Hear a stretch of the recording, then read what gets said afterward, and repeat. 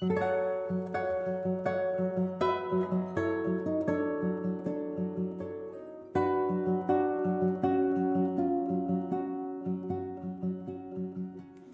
guardianes del desierto blanco se alzan imponentes en este pedazo de tierra que parece fuera de este mundo.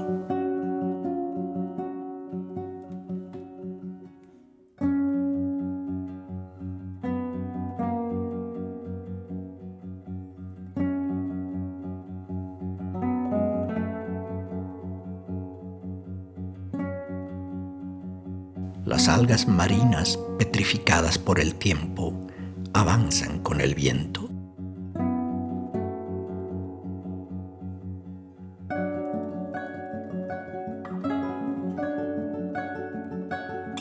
Detrás del silencio y la quietud, todo está en permanente interacción.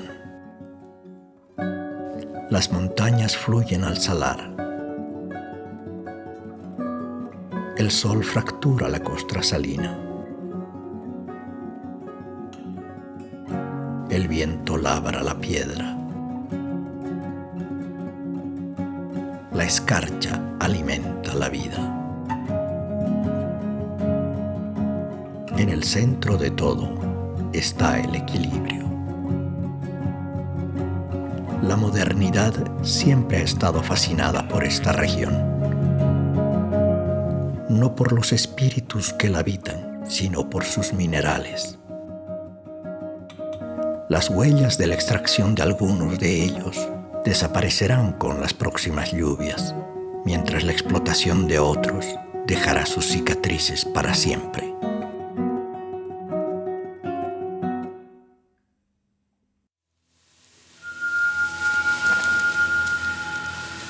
La prosperidad del viejo continente nació cerca del Salar de Uyuni. En los socavones del Cerro Rico de Potosí perecieron millones de indígenas. Estos musgos verdes, que antes poblaban el altiplano sur, fueron calcinados para fundir la plata. Ahora solo quedan algunos sobrevivientes que recuerdan el carácter efímero del progreso.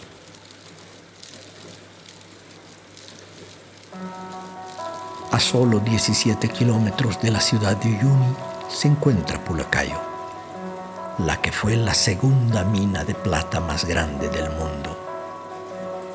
Aquí llegó la primera locomotora.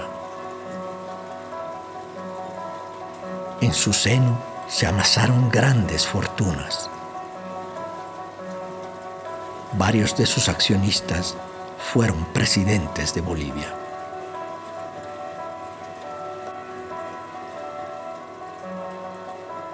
Ahora solo queda el polvo y el olvido.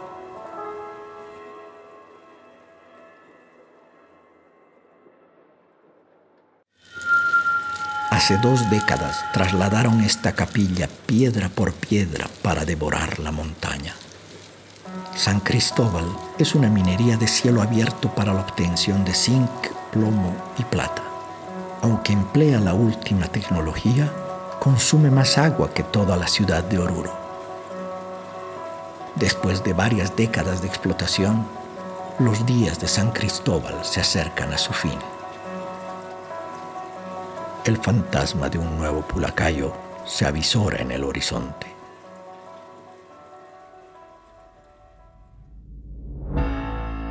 Un nuevo proyecto extractivista se gesta en el Salar de Uyuni.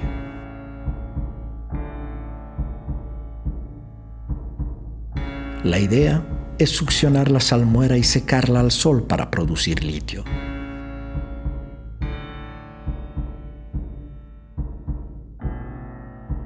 En las piscinas de evaporación y las plantas de tratamiento se consumen millones de litros de agua.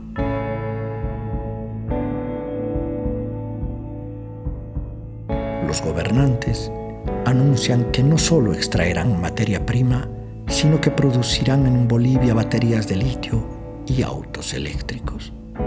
Ya transcurre más de una década y la realidad desnuda los discursos.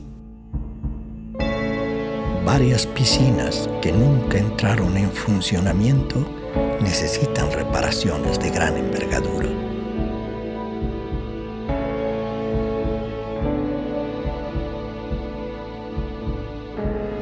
La planta industrial de cloruro de potasio, construida por la empresa china Camse, trabaja a menos del 20% de su capacidad.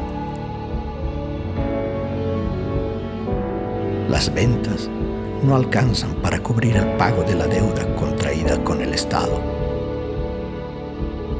La alianza con una empresa alemana, desconocida en el mundo de las baterías del litio, fue rota al develarse las condiciones extremadamente desfavorables para Bolivia. A pesar de todas las evidencias, las promesas continúan.